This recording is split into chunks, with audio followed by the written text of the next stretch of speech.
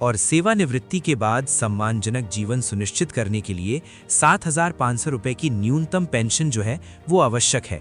वहीं दोस्तों, पेंशन भोगियों को 2026 में आश्वासन क्यों जो है वो महसूस हो रहे हैं, तो ईपीएस 95 पेंशन भोगियों में नई उम्मीद इसलिए जगी है क्योंकि अब इस मुद्दे पर विभिन्न स्तरों पर खुलकर चर्चाएं हो रही हैं। हाल के वर्षों में कई समितियां और नीतिगत मंचों ने ये स्वीकार किया है कि ईपीएस 95 के तहत पेंशन प्रणाली में संशोधन की आवश्यकता है। सामाजिक सुरक्षा सुधारों और वरिष्ठ नागरिकों के कल्याण पर बढ़ते जोर उम्मीदों को और भी ज्यादा मजबूत कर रही हैं। पेंशन भोगियों का ये मानना है कि 2026 का ये मोड़ महत्वपूर्ण साबित हो सकता है क्योंकि सरकार पर कमजोर सेवानिवृत्त लोगों को प्रभावित करने वाली लंबे समय से लंबित मांगों को पूरा करने का जो है दबाव वो भी बढ़ता जा रहा है। इसी के साथ वर्तमान चर्चा का एक सबसे महत्वपूर्ण पहलू ईपीएस 95 पेंशन को महंगाई भत्ता यानी कि डीए से जोड़ने के प्रस्ताव भी हैं। जी हां दोस्तों, डीए को जोड़ने से पेंशन की राशि मुद्रास्फीति के अनुरूप स्वतः ही बढ़ जाएगी, जिससे पेंशन भोगियों को समय के साथ अपनी क्रय शक्ति बनाए रखने में। नमस्कार, सभी पेंशन धारकों का स्वागत करते हैं एक बार फिर से हमारे इस यूट्यूब चैनल पर। दोस्तों, इस वक्त की पेंशन धारकों के लिए बहुत बड़ी और इम्पॉर्टेंट खबर आ चुकी है। जी हां दोस्तों, पहली ब्रेकिंग न्यूज़ को लेकर बात करें तो big relief for EPS 95 pensioners. जी हां दोस्तों, ईपीएस 95 पेंशन को लेकर ताज़ा समाचार निकलकर सामने आ चुका है। 7500 रुपये पेंशन प्रस्ताव पर बड़ा अपडेट निकल कर आया है। तो आखिरकार पेंशन योजना के तहत 7500 रुपये की पेंशन को लेकर आप सभी के लिए big update, big relief card pensioners के लिए जो है अपडेट निकलकर सामने आया है। तो इसके बारे में दोस्तों आज इस वीडियो के अंदर संपूर्ण रूप से जो जानकारी है वो आप सभी को दी जाएगी। और इसी के साथ यहाँ पर बात करने वाले हैं पुरानी पेंशन वापसी को लेकर आई शानदार अपडेट के बारे में। जी हाँ दोस्तों, पुरानी पेंशन की वापसी पर नया अपडेट है जो वो आ चुका है। सुप्रीम कोर्ट से यहाँ पर जो है बहुत बड़ी खबर निकलकर सामने आई है। तो ओल्ड पेंशन योजना को लेकर आखिरकार सुप्रीम कोर्ट से पुरानी पेंशन की वापसी को लेकर कौन सी बड़ी खबर निकलकर सामने आ चुकी है, इसके भी बारे में आज इस वीडियो के अंदर बात करेंगे। इसीलिए आप सभी पेंशन धारकों से निवेदन करते हैं कि दोस्तों आज की इस वीडियो को आप शुरुआत से लगाकर लास्ट तक, एंड तक पूरा ज़रूर देखिएगा। और इसी के साथ हमारे चैनल पर नए हैं तो चैनल को सब्सक्राइब कर दीजिएगा और वीडियो को जो है वो लाइक ज़रूर कर दीजिएगा। तो चलिए बिना किसी देरी के सबसे पहली बड़ी अपडेट। फिलहाल ईपीएस 95 पेंशन स्थिर बनी हुई है, जबकि जीवन यापन की लागत लगातार बढ़ रही है। यदि डीए को जोड़ा जाता है तो इससे दीर्घकालीन वित्तीय राहत मिलेगी और सेवानिवृत्त लोगों को मुद्रास्फीति के कारण होने वाली आय में भी कमी से बचाया जा सकता है।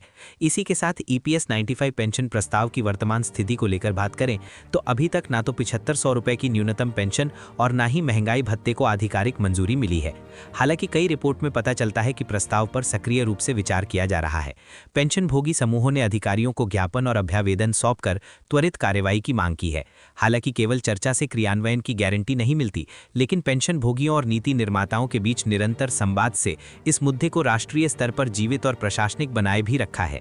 साथ ही पेंशन भोगियों के जीवन पर संभावित प्रभाव को लेकर बात करें तो यदि प्रस्तावित बदलाव को मंजूरी मिल जाती है तो इससे लाखों ईपीएस 95 पेंशन भोगी, विशेषकर निम्न आय वर्ग वाले लोगों को काफी ज्यादा राहत मिल सकती है। कई सेवानिवृत्त लोग अपनी दैनिक खर्चों के लिए पूरी तरीके से अपनी मासिक पेंशन पर निर्भर हैं। न्यूनतम पेंशन में वृद्धि और महंगाई भत्ते का प्रावधान होने से आर्थिक स्थिरता बढ़ेगी, परिवार पर निर्भरता कम होगी और पेंशन भोगी गरिमा और आत्मविश्वास के साथ स्वास्थ्य सेवाएं और अन्य आवश्यक वस्तुओं का खर्च भी उठा सकेंगे। आधिकारिक घोषणा होने तक पेंशन भोगियों को ये सलाह दी जाती है कि वे केवल ईपीएफओ की सूचनाओं और सरकारी विज्ञप्तियों से प्राप्त सत्यापित जानकारी पर ही भरोसा करें। सोशल मीडिया पर अक्सर तथ्यों से बढ़ा चढ़ाकर पेश किया जाता है या गलत तरीके से दिखाया जाता है, जिससे अनावश्यक भ्रम की स्थिति जो है वो पैदा होती है। पेंशन भोगियों को यह भी सुनिश्चित करना चाहिए कि उनके पेंशन संबंधी रिकॉर्ड और दस्तावेज हमेशा तैयार रहें, ताकि भविष्य में होने वाले किसी भी बदलाव से बिना किसी देरी से वो जो है लाभान्वित हो सके। ईपीएस 95 पेंशन का ये अपडेट सेवानिवृत्त लोगों की बेहतर वित्तीय सुरक्षा की लंबे समय से चली आ रही मांग की उम्मीदों को फिर से जगा दिया है। हालांकि प्रस्तावित 7500 की पेंशन और महंगाई भत्ते को अभी तक औपचारिक रूप से मंजूरी मिलना बाकी है, लेकिन चल रही चर्चाओं से संकेत मिलता है कि इस मुद्दे पर गंभीरता से ध्यान दिया जा रहा है।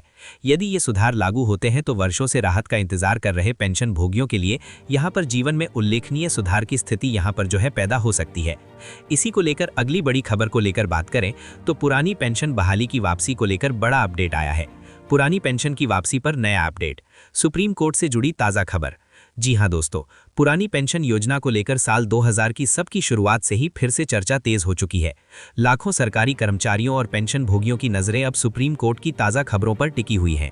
ओपीएस के तहत सेवानिवृत्ति के बाद कर्मचारियों को अंतिम वेतन के आधार पर आजीवन पेंशन मिलती है, जबकि नई पेंशन योजना बाजार आधारित है। इसी अंतर के कारण कर्मचारी लंबे समय से ओपीएस वापसी की मांग कर रहे हैं।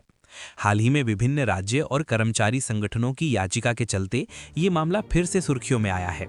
2026 में होने वाले संभावित फैसलों को कर्मचारियों के भविष्य और आर्थिक सुरक्षा से जोड़कर देखा जा रहा है और सुप्रीम कोर्ट में लंबित मामलों से उम्मीद जगी है कि सरकार और न्यायपालिका इस पर कोई स्पष्ट सीमा जो है दिशा तय कर सकती है, जिससे कर्मचारियों को राहत मिल सके। सुप्रीम कोर्ट ने पुरानी पेंशन योजना को लेकर कई याचिकाएं दाखिल की गई हैं, जिससे एनपीएस को अनिवार्य किए जाने पर भी सवाल उठाए गए हैं। याचिकाकर्ता का तर्क है कि ओपीएस एक सुरक्षित सामाजिक सुरक्षा व्यवस्था है, जिसे बिना पर्याप्त विकल्प के समाप्त किया गया है। कोर्ट की सुनवाई के दौरान केंद्र और राज्य सरकारों के जवाब मांगे। 2026 में इस मामले पर अहम सुनवाई होने की संभावना जताई जा रही है। विशेषज्ञों का मानना है कि यदि कोर्ट कर्मचारियों के पक्ष में कोई निर्णय देता है तो ये देश भर की पेंशन नीति को प्रभावित कर सकता है। हालांकि अभी तक कोई अंतिम फैसला इसमें नहीं किया गया है। सरकार का कहना है कि नई पेंशन योजना लंबे समय के लिए आर्थिक रूप से टिकाऊ है, जबकि ओपीएस में सरकारी खजाने पर भारी बोझ पड़ता है। इसके बावजूद कुछ राज्यों ने ओपीएस को दोबारा लागू करने का फैसला किया, जिससे केंद्र पर भी दबाव बना और 2026 में पेंशन व्यवस्था में सुधार या किसी मध्यम वर्गीय मॉडल पर भी विचार किया जा रहा है। मीडिया रिपोर्ट्स के अनुसार केंद्र सरकार सुप्रीम कोर्ट के रुख और राज्यों के अनुभव को ध्यान में रखते हुए कोई नई नीति यहां से ला सकती है।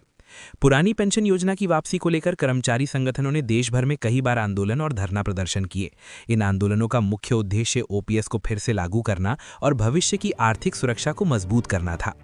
तो दोस्तों, ये अपडेट जो है आने वाले महीनों में बेहद अहम माने जा रहे हैं। सुप्रीम कोर्ट का फैसला, सरकार की नीति और राज्यों के कदम तीनों मिलकर भविष्य की दिशा तय करेंगे। यदि कोई स्पष्ट आदेश होता है तो ओपीएस की वापसी या संशोधित पेंशन प्रणाली की राह जो है वो खुल सकती है। दूसरी ओर अगर फैसला सरकार के पक्ष में होता है तो एनपीएस में सुधार